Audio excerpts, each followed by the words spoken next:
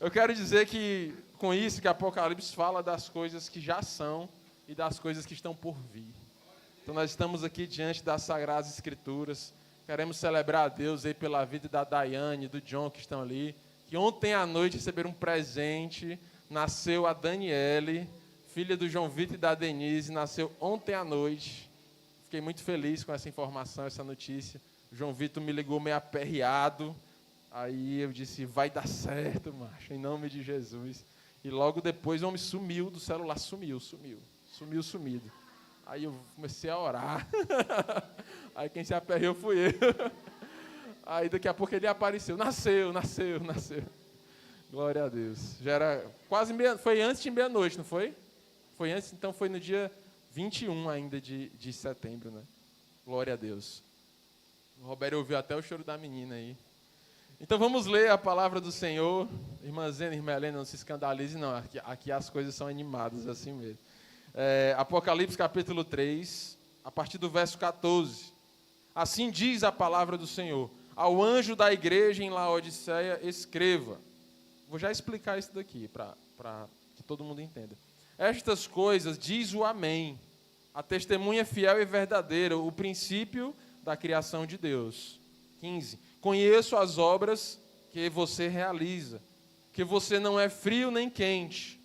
Quem dera fosse frio ou quente, assim porque você é morno, e não é nem quente nem frio. Estou a ponto de vomitá-lo da minha boca. Você diz, sou rico, estou bem de vida, e não preciso de nada. Mas você não sabe que é infeliz, sim, miserável, pobre, cego e nu. Aconselho que você compre de mim ouro refinado pelo fogo, para que você seja de fato rico. Eita! Compre vestes brancas para se vestir, a fim de que a vergonha da sua nudez não fique evidente. E colírio para ungir os olhos, a fim de que você possa ver.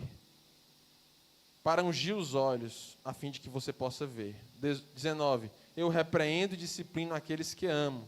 Portanto, seja zeloso e arrependa-se. Eis que estou à porta e bato. Se alguém ouvir a minha voz e abrir a porta, entrarei em sua casa e cearei com ele, e ele comigo. Ao vencedor darei o direito de sentar-se comigo no meu trono, assim como também eu venci e me sentei com meu Pai no seu trono. Quem tem ouvidos, ouça o que o Espírito diz às igrejas. Aleluia. Essas cartas, meus irmãos, elas compõem o início do livro de Apocalipse, carta às igrejas da Ásia. Essas igrejas eram igrejas reais. Existia essa igreja, existia esse povo.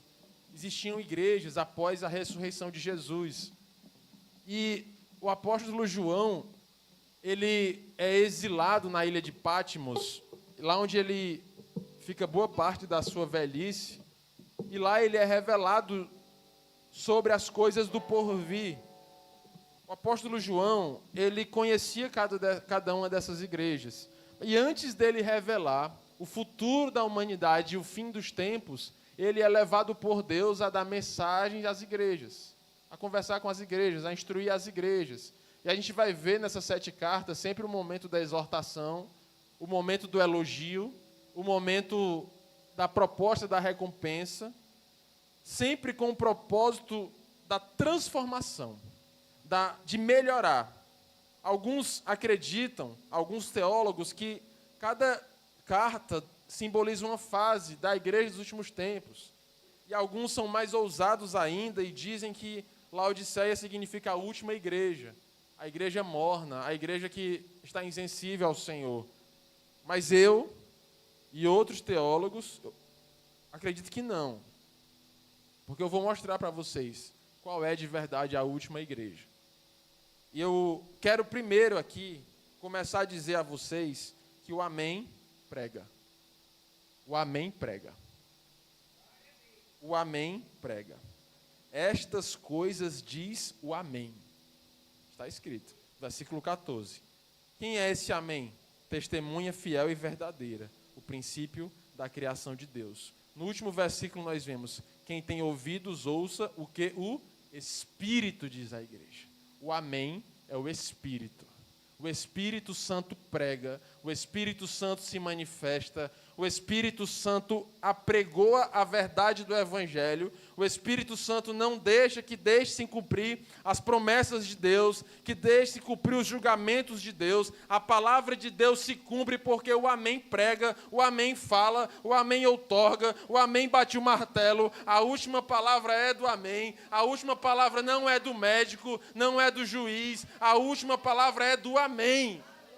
Diante do Amém, se ajoelha médico, se ajoelha medicina, se ajoelha juiz, se ajoelha ciência, se ajoelha filosofia, porque há alguém que está desde o princípio de todas as coisas, e esse mesmo é o Amém. Ele é o alfa, ele é o ômega, ele é o princípio e ele é o fim. E agora você vai sorrir, ele está aqui nesse lugar.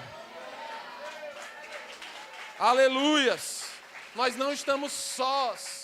Nós não estamos soltos na buraqueira da vida. Nós não estamos nas mãos dos políticos que hoje pedem os nossos votos.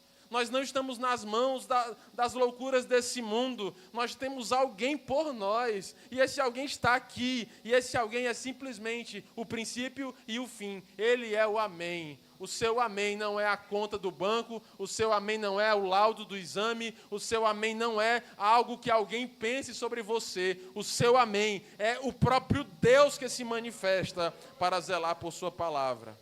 Aleluias! E esse Amém, que é o Espírito de Deus, no versículo 15, versículo 16, ele dá um diagnóstico sobre essa igreja.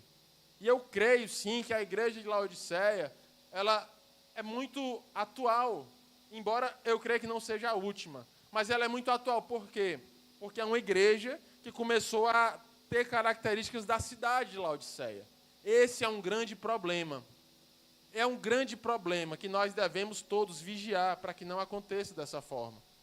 A nossa vida, a nossa família, a nossa casa não deve tomar a forma do lado de fora. Pelo contrário, a nossa vida, a nossa casa e a nossa família deve dar forma ao lado de fora e não receber a forma. De forma que quando Jesus fala com Laodiceia, quando o Espírito Santo fala com Laodiceia, não há mais diferença entre a cidade e a igreja. A cidade entrou na igreja, o mundo entrou no coração dos irmãos, infelizmente. De forma que ele dá um diagnóstico preciso. O diagnóstico botou um termômetro espiritual na axila da igreja e disse: vocês estão mornos. É um diagnóstico que ninguém quer receber. Você imagina que o Espírito Santo bota um termômetro em você e em mim nessa noite. Qual o resultado? Imaginando que o Senhor nos quer perto do fogo. Imaginando que em Pentecostes se manifesta como línguas de fogo. Imaginando que na Bíblia o fogo ele representa o elemento da santidade, o elemento purificador. O apóstolo Paulo diz que no último dia do grande julgamento haverá uma fogueira e que todas as obras serão passadas pelo fogo. Haverão obras de madeira, de palha e de feno que serão destruídas, mas haverão também obras de ouro, de pedras preciosas, de metais nobres, e que prevalecerão diante do fogo. O fogo significa saúde espiritual. O fogo significa o lugar quente, o lugar perto, o lugar próximo ao sol. O salmista, no Salmo 84, ele conseguia expressar na sua visão a melhor exemplo de calor é o sol. E ele disse, depois de encontrar o Senhor no seu trono: Senhor, Tu és o meu sol, Tu és o meu escudo. Sabe o que significa? Eu já disse isso 300 vezes, eu vou dizer 301. Porque a irmã Helena, a irmã está dizendo, talvez não conheça, mas eu vou dizer. Sabe por que ele disse isso? Porque do sol ninguém se esconde. Mas ele é escudo, porque nele nós podemos nos esconder. Não há nada oculto. Ele diz: eu conheço as tuas obras. Eu conheço as tuas obras. Está escrito no versículo 15, o Amém que está aqui, ele conhece as nossas obras. Ele conhece a nossa temperatura. Ele conhece como realmente estamos diante de Deus. A Deus ninguém engana. Por mais que pareça ser, só quem sabe o que é e o que não é o Amém. É o Senhor, é o Espírito Santo de Deus. E esse diagnóstico, ele não é dado, meus irmãos, para a tristeza, para a vergonha, para que se desista. Não, a Bíblia diz, num texto que a Alana ama, de Oséias capítulo 6, versículo 3. Ele diz, aquele que abre a ferida, esse mesmo a sarará. Aquele que corrige é o mesmo que ama. Aquele que aponta o erro é o mesmo que perdoa. Aquele que diz que está errado é o mesmo que aponta o caminho certo, que dá a mão, que levanta, que tira a poeira, que cura, que lava, que manifesta a sua presença. Esse é o mesmo e esse está aqui nesse lugar. E ele corrige a quem ama. Se você é corrigido por Deus, você é um grande privilegiado, porque isso mostra o amor dele por nós. Se somos corrigidos pela sua palavra, não é hora de passar a página, é hora de entrar na Bíblia e deixar a Bíblia entrar em nós, porque ali há o amor de Deus. É grave ou não é isso? Uma igreja morna. Poucos anos após a ressurreição de Cristo, se espera o quê? Uma igreja ainda animada. Jesus morreu, Jesus ressuscitou, os apóstolos começam a realizar milagres, João cura enfermos, ainda durante a vida de João, por isso que eu digo isso. Ainda nos primeiros anos após a morte de Jesus, essa igreja, ela baixou a guarda, e a cidade de Laodiceia entrou dentro da igreja de Laodiceia. Mas eu quero te dizer que esse diagnóstico, ele não acontece do dia para a noite. É uma enfermidade do coração da gente, que não acontece assim do dia para a noite. Ele vai acontecendo aos poucos. Ele vai crescendo aos poucos como um grande crime, grande de repercussão nacional, mas que começa com um pensamento, começa com uma ideia, e alguém vai alimentando aquela ideia, e alguém vai desenhando aquela ideia. Da mesma forma, é esse diagnóstico que pode acontecer dentro dos nossos corações. Eu quero dizer a você, nenhum de nós está isento disso. Aquele que está em pé, vigie para que não caia. O orgulho precede a queda, a vaidade precede o erro. Então, essa pregação é para que a gente olhe para dentro de nós mesmos e dependendo do diagnóstico, do termômetro, se você está se sentindo morno, esfriando a sua fé, essa é a noite de buscar, de fazer aliança com o Senhor, de se humilhar na sua presença, de corrigir os erros mediante a palavra. E se você já está quente, se esquente ainda mais, que o calor do Espírito te mova a milagres, a poderes, a sobrenatural do Senhor na sua vida. Porque só assim nós podemos encontrar a verdadeira felicidade nessa terra. Como é, pastor, então, que aconteceu? Como é que acontece? Atenção, começou com os olhos doentes. Nós pregamos antes de ontem, lá na Sexta Viva, que um dos motivos da ansiedade, um dos gatilhos da ansiedade são os olhos maus. Você começa a olhar para as pessoas com um olhar mau, você começa a olhar para a vida com um olhar mau. Isso na psiquiatria se chama anedonia, a perca do prazer das coisas. Você consegue ver a vida como se tudo tivesse embaçado. As coisas perdem o brilho, perdem a razão de ser. E nesse caso, os olhos da igreja estiveram doentes. Não por falta de colírio, porque ele disse, compre de mim o colírio. Mas eu vou explicar por quê. Porque a igreja começou a supervalorizar os seus recursos humanos. A cidade de Laodiceia, ela ouviu uma grande exortação quando disse, vocês são pobres, cegos e nus. Tudo havia uma razão de ser. A cidade de Laodiceia era rica por 3 motivos. Era uma cidade famosa por 3 motivos. Ela recebia visitantes de toda a Ásia por 3 motivos. Primeiro motivo era que eles eram muito ricos. Era uma cidade extremamente rica. Havia muito comércio, era um ponto de passagem de várias cidades. Haviam rotas comerciais construídas pelo Império Romano. E essas rotas levavam muito dinheiro a Laodiceia. E eles começaram a olhar para esse dinheiro e olhar para o Evangelho. Olha para o dinheiro, olha para o Evangelho. Isso não acontece mais hoje, né? Olha para o dinheiro, olha para o Evangelho e começaram a olhar para o dinheiro. E eles olharam para Deus e disseram, nós somos ricos e não precisamos de mais nada. Vocês entendem onde é que começa o problema? Segundo lugar, era uma cidade conhecida por lindas e belas roupas, de forma que, nas festividades, todos iam a Laodiceia comprar roupa, porque lá eles desenvolviam lindos pigmentos raros, caros, difíceis de achar. E lá, as mulheres, os homens, quando tinham alguma festa, o point de costura, como é que se chama? De confecção, moda, era Laodiceia. Só que Jesus olhou para eles e disse: vocês acham que vocês estão bem vestidos? Na verdade, vocês estão nus. Vocês que são famosos por vender roupas lindas, eu vejo vocês nus, em vergonha. E o último, eles eram conhecidos e famosos por um colírio que eles desenvolveram lá em Laodiceia. A medicina de Laodiceia era extremamente desenvolvida. Você sabe aquele símbolo da medicina, que são 2 cobras? Já viu isso? Eu não uso nada com aquilo. Porque essas cobras representam uma deusa, que era uma deusa adorada em Laodiceia. Lá em Laodiceia havia o templo das cobras. O que era esse templo medicinal? Havia um grande salão, um pátio assim, cheio de cobras. E eles acreditavam que se as cobras passassem por cima da pessoa, ela ficaria curada. E a pessoa doente se deitava no chão, e eles faziam um culto àquele demônio e clamavam pela cura daquelas pessoas.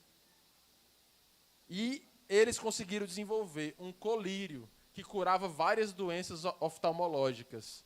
E naquele tempo não existia. Então as pessoas iam a Laodiceia comprar esse colírio. Aí Jesus olha para eles e diz: vocês têm um bom colírio, na verdade vocês são cegos. Você entende a carta? Pobres, cegos e nus. Porque, segundo o Evangelho, não é na supervalorização da ciência, do poder humano, que nós crescemos. Felizes são os pobres de espírito, porque deles é o reino de Deus. Feliz é aquele que tem, mas vive como se não tivesse. Feliz é aquele que vive com o que tem, mas ele vive como se nada tivesse, porque ele sabe que tudo vem da poderosa mão de Deus. O olho da igreja fica morno quando ele começa a olhar para os seus recursos e confiar neles. E achar que dali vem o seu sustento, achar que dali vem o seu crescimento, achar que dali vem a sua provisão. Não, não e não. Vivemos um tempo de altíssima tecnologia. Foguetes que dão ré. Chips. Hoje em dia tem alguns pacientes meus que a gente mede a glicemia, pacientes diabéticos, apenas com um aplicativo no celular. Ele tem um chip subcutâneo debaixo da pele. Eu passo aqui meu celular. Em frente ao braço do paciente vem o histórico dos últimos meses da curva glicêmica do paciente. Hoje em dia, num smartwatch, você faz um eletrocardiograma, você sabe o pulso, a arritmia. Cardiologistas monitoram seus pacientes por relógios no mundo inteiro. Hoje em dia, há uma radiocirurgia que está chegando aqui em Fortaleza, que uma sessão da radiocirurgia equivale a 40 sessões de radioterapia. Em um único procedimento, um tumor é retirado dentro da pessoa sem um furo na pele. Na China se consegue operar tumor no cérebro com microagulhas, feito por inteligência artificial. Em meia hora, os tumores cerebrais somem. Altíssima tecnologia. Isso enche o nosso coração de esperança. Porque a gente sabe, se eu adoecer, se alguém é meu adoecer, existe um recurso. É natural do ser humano. Eu não vou mentir que isso de certa forma anima a gente, ainda mais eu que sou médico. Isso anima a gente.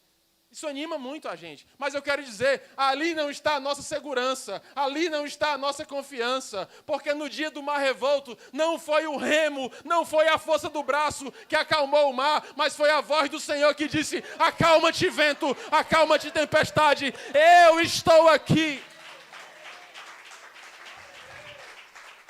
No dia da mulher hemorrágica, que passou 12 anos gastando tudo que tinha para parar a sua hemorragia, não foi a medicina de Laodiceia, que era próximo à casa dela, próximo à cidade dela, não foi lá que ela encontrou sua cura, mas foi nas vestes do Senhor Jesus.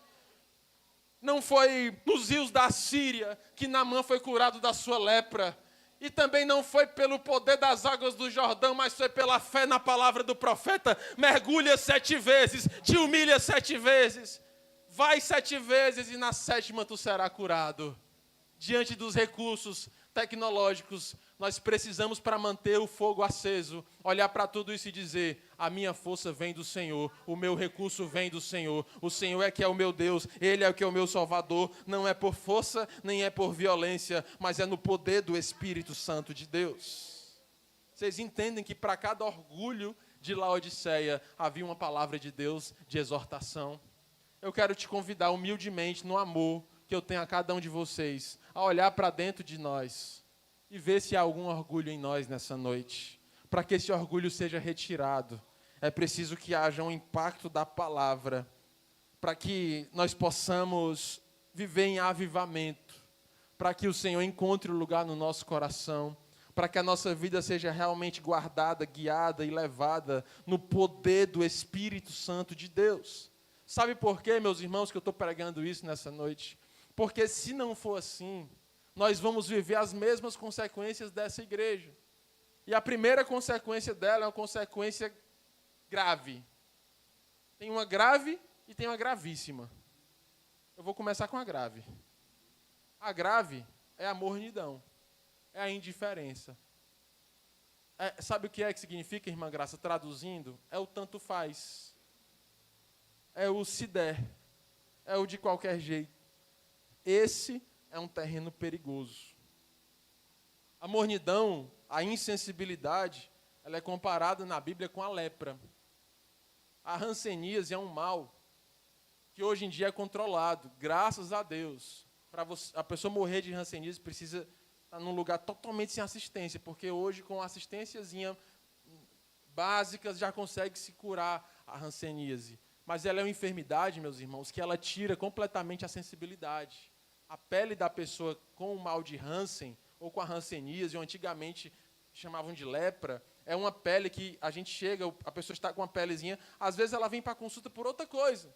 Aí a gente fica olhando ali os braços, o paciente ele começa a conversar e a gente começa a filmar tudo, né? Filmar, e essa pele, e esse negócio aí? E essa mancha aí no seu braço? E essa mancha aí no seu pescoço? A pessoa, vixe, é mesmo, não tinha percebido? Aí você vai lá na copa, aí esquenta uma água aí para mim, esquenta a água aí para mim, água fervendo. Aí você pega aquela água fervendo, bota dentro do recipiente e encosta na pele. A pessoa não sente nada. Você pega a ponta da caneta e empurra, a pessoa não sente nada. Não sente dor, não sente calor, não sente pressão. Sabe por quê? Porque aquela área que foi criada por Deus para ser sensível, para nos proteger, para guardar nossa integridade, ela perdeu completamente a sensibilidade. Perde-se a sensibilidade quando se chega diante do Senhor Deus, um Senhor que fala, um Senhor que se manifesta, um Senhor que age, um Senhor que cura. Ele é que é o amém, Ele é que é o começo, Ele é que é o fim. E de repente estamos completamente insensíveis, completamente alheios, completamente apáticos, completamente sem reagir a nada diante do Senhor. Isso para nós é irritante, sim ou não? Quem aqui já conversou com alguém e a pessoa ficou apática assim, ó? E você, eu sou assim emocionado, né, meu jeito de ser, e a pessoa assim, ó, não reage. Já passou por isso, sim ou não? Você imagina o Senhor conosco, e o Senhor faz milagres, e o sol nasce, e nós respiramos, e nós jantamos, e nós almoçamos, e o Senhor dá uma palavra, e o pastor prega, e a gente lê um texto, e nada acontece. A mornidão, ela gera em nós um ambiente de indiferença às coisas de Deus. E esse é o terreno favorito de Satanás. Porque se ele não pode apagar o nosso nome do livro da vida, a luta dele é para nos colocar no pântano da mornidão. No pântano do tanto faz, no pântano do de qualquer jeito, no pântano do lugar onde não há um fogo, um desejo, um avivamento. Porque a igreja última, a igreja do Apocalipse, ela tem duas características, e para essas características não precisa ter dinheiro, não precisa ter esforço, não precisa ter quase nada. Essas duas características é ter fome e ter sede. No último dia nós ouviremos do nosso Deus: aquele que tem fome, diga vem. Aquele que tem sede, diga vem, Senhor. A gente complica demais o evangelho. A gente complica demais a estrutura religiosa da igreja. O que nós precisamos mesmo é de fome e de sede.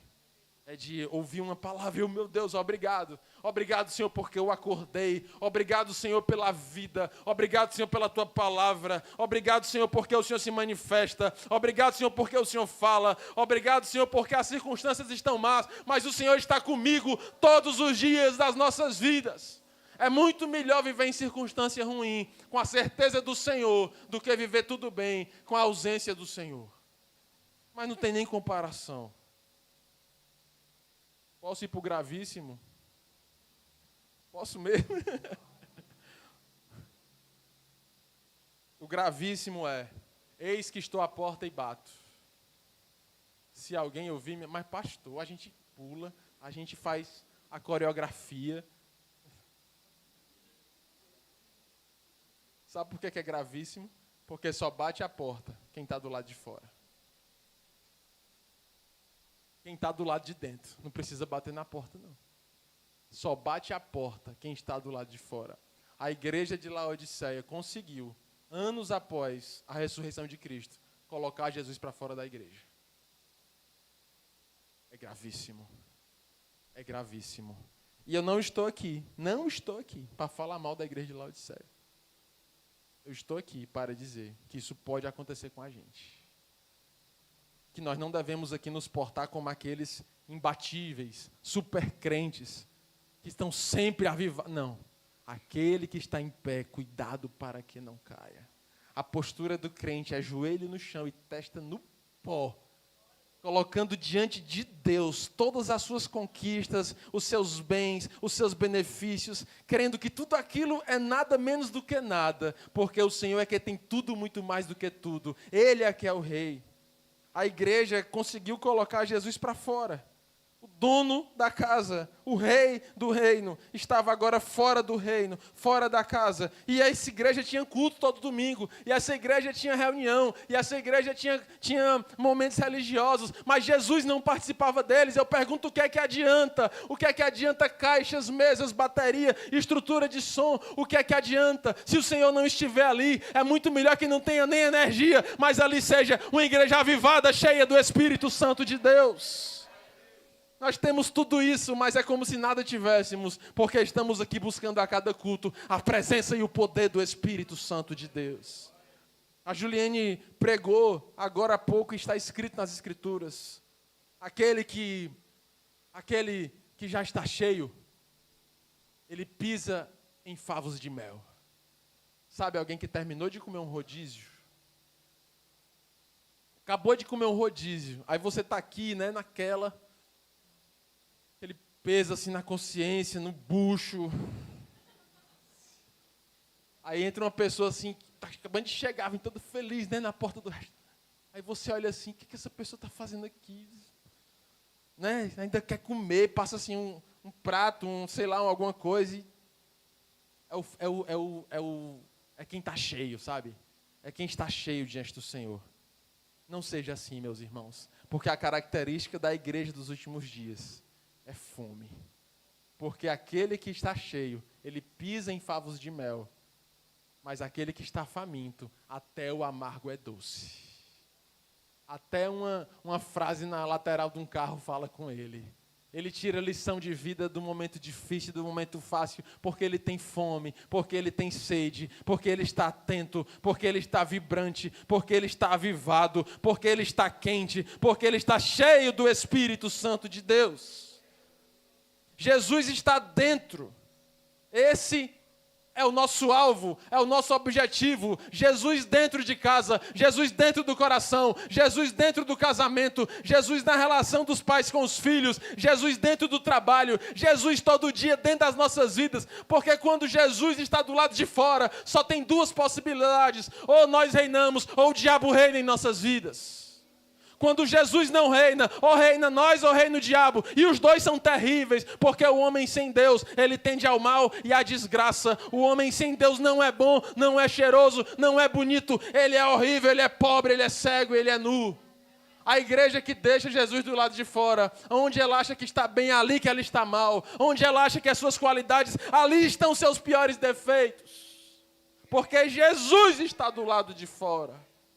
Nunca queira ouvir Jesus bater a porta da sua igreja. Deixe ele sempre dentro da sua casa.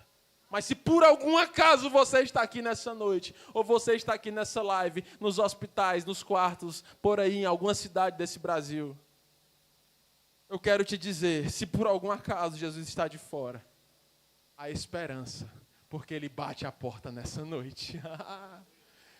O mesmo texto que dá a ferida, é o mesmo texto que traz o remédio. Por isso que nós vamos continuar cantando, eis que estou à porta e bato, e vamos fazer coreografia, e vamos pular, porque há muitos aí fora, ou quem sabe aí na live, que estão precisando dessa palavra para dizer, Jesus está à porta batendo, se alguém ouvir sua voz e abrir a porta, ele entrará e ceará com ele, e ele ceará conosco. Está escrito. Posso dizer só mais uma coisa? Ele nem sempre estará batendo a porta. Chegará um dia que ele vai parar de bater. Sabe como é que a Bíblia chama esse dia? É o dia da festa, é o dia da Páscoa, é o dia da festa. Não. Grande e terrível dia do Senhor. Buscai enquanto se pode achar. Abra a porta enquanto ele ainda está batendo. Porque a porta é estreita. A porta é estreita. E a Bíblia diz que haverá um dia que o dono da casa fechará a porta estreita. A boa notícia nessa noite é que a porta estreita está aberta. Que esse é o tempo da graça. Esse é o tempo de buscar. Esse é o tempo de clamar. Quem crê, diga amém. E agora, para terminar essa pregação e nós orarmos. Gente, vai ser uma oração, tá? Em nome de Jesus Cristo. Nós vamos orar por quebrantamento. Nós vamos orar pelos conselhos. Vou já explicar por que os conselhos. Mas eu quero apresentar para vocês, não o que os teólogos dizem, nem que eu. Quem sou eu na fila do pão? Quem sou eu? Eu quero ler para vocês o que é que a Bíblia diz, que é a última igreja. Quem é o nosso modelo de igreja?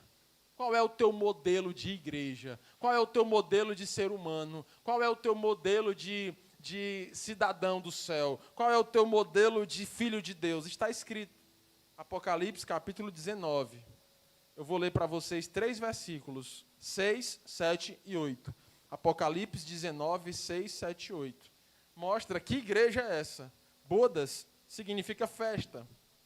Haverá um dia, meus irmãos, que estaremos em bodas com o Senhor. Você imagina uma mesa que você não vê o fim. Eu estou daqui para o Moacir, que é o meu irmão grandão, a minha referência ali. Moacir, eu acho que entre nós tem o quê? Uns 30 metros, talvez. Sei lá, um pouco mais, 25, menos, 30 metros, não sei. Mas imagina uma mesa daqui para o Moacir. Como teve aqui uma festa de Ano Novo que a gente fez uma mesa só. Mas você imagina, Moacir, que entre eu e você haja uma eternidade, assim, que não se consiga ver o fim dessa mesa. Assim será as bodas do Cordeiro. Aí a Évila vai estar lá, a Évila, feliz, Jesus está aqui, Jesus. A Évila olha para um lado, aí Pedro, eita glória. Aí o Big olha para o outro lado, aí Davi. Aí o Natanael olha para o outro, aí apóstolo Paulo. Eita menino. Aí passou Adão levando uma carreira.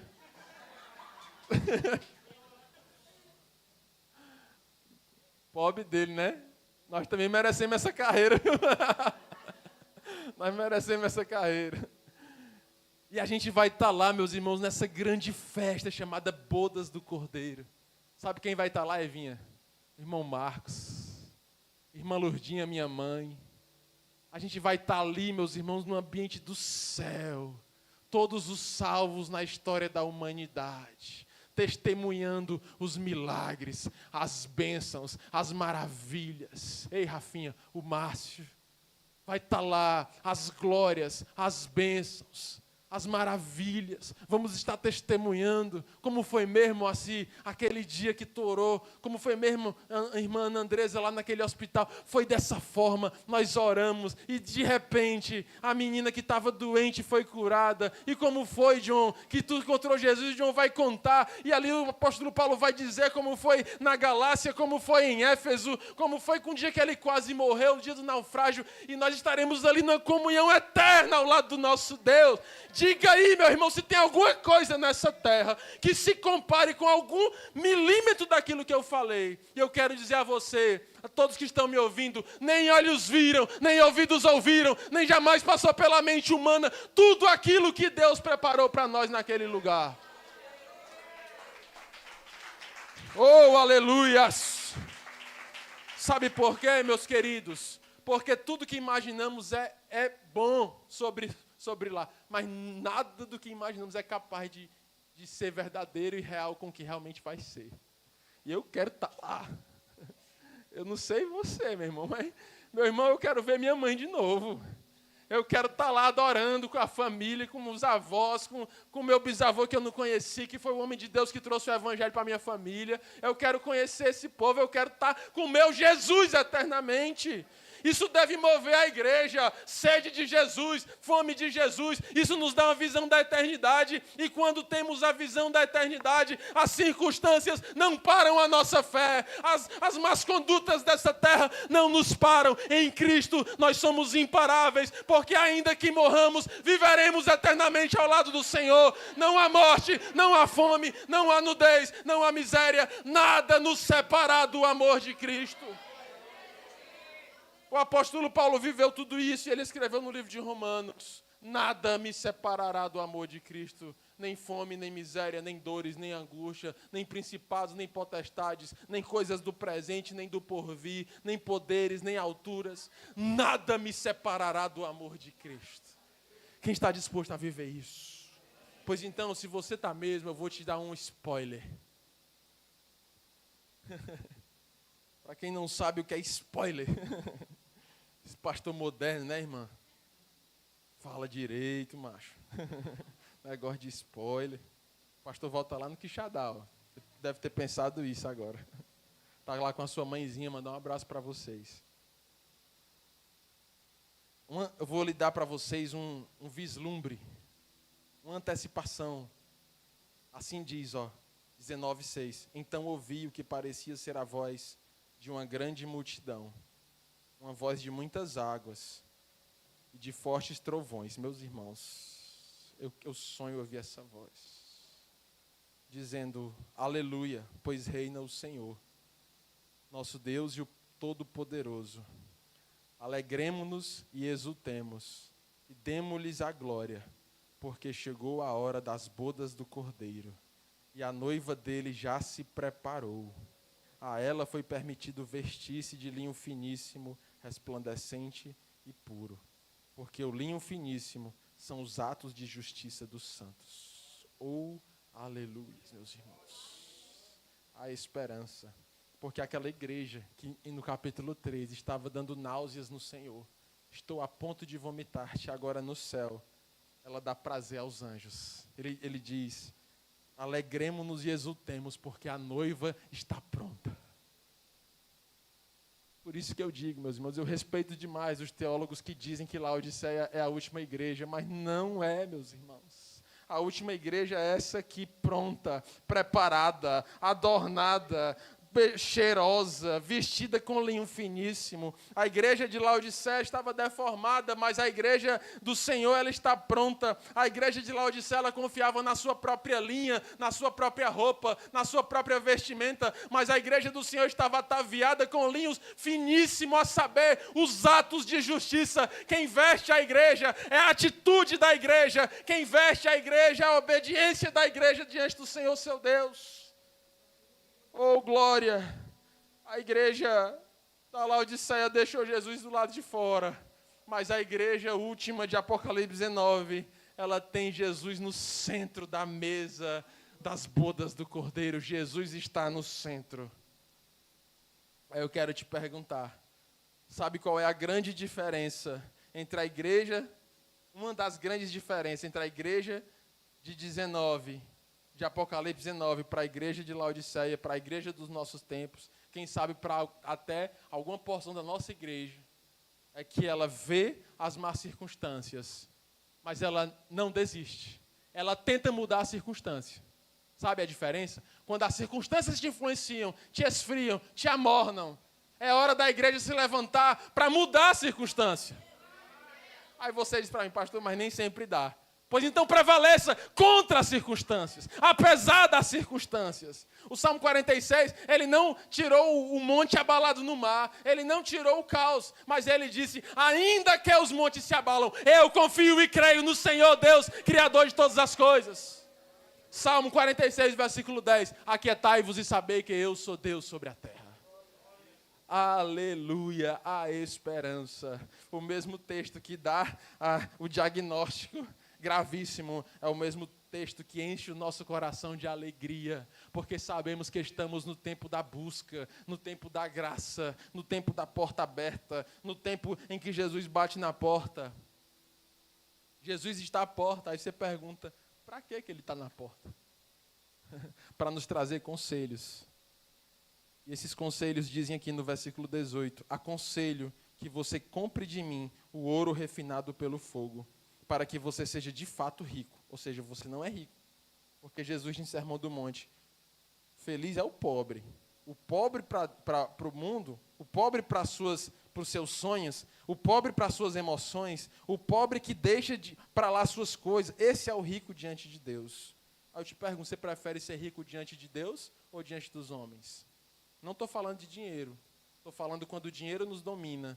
Quando a busca pelo dinheiro domina o nosso dia. Quando a busca pelo dinheiro domina os nossos corações. Por que tantas bets?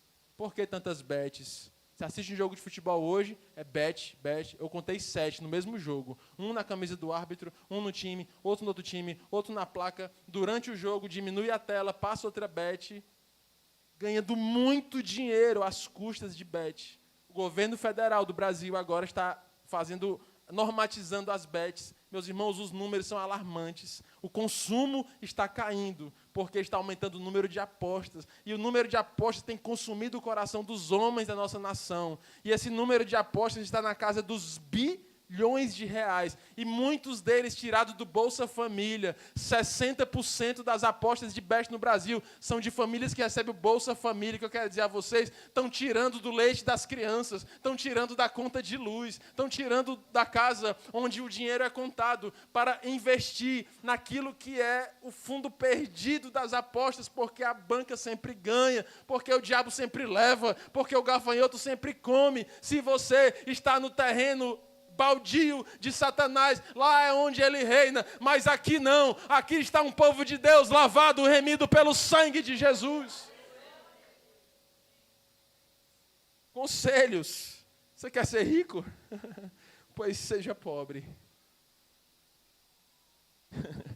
Você quer ser sábio?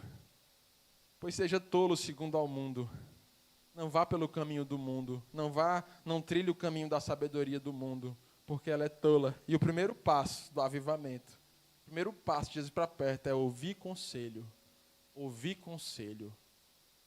Existe um ditado no mundo que diz que se o conselho fosse bom, não se dava, se vendia. Isso não está na Bíblia. Não é assim. Conselho deve ser dado, e conselho deve ser ouvido. Conselho deve ser pregado, e conselho deve ser absorvido. Está escrito em Provérbios capítulo 15. O sábio, ele ama o conselho, mas o tolo aborrece. Por isso que Jesus bate a porta e ele diz, aconselho-te. Ele traz conselho, meu amigo e irmão Eugênio. Mas o que é que adianta ele dar o conselho se nosso coração não seguir o conselho? Não estamos aqui diante de conselho de Timóteo, conselhos de alguém. Estamos diante dos conselhos de Deus, os conselhos eternos. Ele está batendo a porta, trazendo conselhos. Você que está com o olho entorpecido, embaçado, vendo o que não deve ver, não vendo o que deve ver, compre de mim o colírio, porque vocês enxergarão de verdade. Porque com o colírio do céu, nós lemos Isaías 55 e entendemos que os nossos planos são menores do que os planos de Deus, que os nossos sonhos são inferiores aos sonhos de Deus, porque está escrito, assim como o céu é mais alto do que a terra, os meus sonhos são mais altos do que os vossos sonhos, assim como o céu é mais alto que a terra, os meus planos são maiores do que os vossos planos. Assim como a chuva desce do céu e molha a terra, está escrito, e rega a terra, e produz o alimento, esse alimento alimenta aquele que planta. Da mesma forma, a minha palavra desce do céu e não voltará para mim vazia, sem que antes cumpra o propósito que me agrada. Assim diz o Senhor. Estar com Jesus dentro da casa, do casamento, da família, do trabalho, é entender que os sonhos dele são maiores do que os nossos. É ouvir esse conselho e viver esse conselho. Conselho não é só para ser ouvido, é para ser vivido. É entender que os recursos do céu são maiores do que os da terra. É viver buscando isso. Eu queria chamar o grupo de louvor. Jesus, ele entra, sabe para quê, meu amigo Laerte? Jesus, ele entra para reinar. Jesus, ele não entra na nossa casa para ficar ali sentado ouvindo ordens, não. Jesus não é mordomo, Jesus não é menino, Jesus não é um acessório. Jesus é rei e o rei reina. O verbo que ele fala com a gente é siga-me, siga-me. Aquele que quiser vir após mim, siga-me. Seguir significa renúncia, significa deixar para trás, significa andar conforme o que ele quer. Ele não está aqui para nos seguir. É nós que precisamos segui-lo. Ele não está aqui para ver o nosso reinado e bater palma. Olha que bonitinho, um pastor que é médico, que não sei o quê. Que seja anátema vergonhoso, que reine o Senhor e que seja o Senhor glorificado todos os dias em nossas vidas. Ai, porque conseguiu, conquistou, passou no concurso. Que seja tudo destruído se não for para a glória de Deus. Que seja quebrado o carimbo, o estetoscópio e tudo, se não for para a glória de Deus Pai. Se não for para ajudar o pobre, o necessitado e dar glórias a Deus. Vocês entendem isso? Eu me dei, por exemplo, nesse caso, para não falar de vocês. Mas que cada um se encaixe nesse exemplo. Jesus, ele entra para reinar. A irmã Nalinda, 2 domingos atrás, ela fez um exemplo aqui na hora da oração, que aquilo falou muito comigo. Está escrito, mas ela fez um símbolo que encaixou. Ela disse, para quem não estava aqui, quem estava aqui com certeza vai lembrar, ela disse, não era Deus que andava com Enoque. Era Enoque que andava com Deus. A igreja de Apocalipse, não é Deus que anda com ela. Sabe, quando você vai decidindo, realizando, aí quando você olha, Deus abençoa, Deus vem aqui, ajeita isso aqui, conserta isso aqui, faz isso aqui, ajeita, reforma, não. Enoque era quem andava com Deus. A igreja dos últimos dias é composta por servos, que o Senhor vai na frente, a pessoa vai atrás. E quando o Senhor para, a pessoa para. E quando o Senhor vai, a pessoa vai. E quando o Senhor fala, a pessoa fala. E quando o Senhor cala, a pessoa cala. Porque ela conhece que a força, o poder e a sabedoria vem de Deus. Porque dele, por ele e para ele são todas as coisas, desde agora e para todo sempre. Fique de pé e vamos orar nessa noite em nome de Jesus.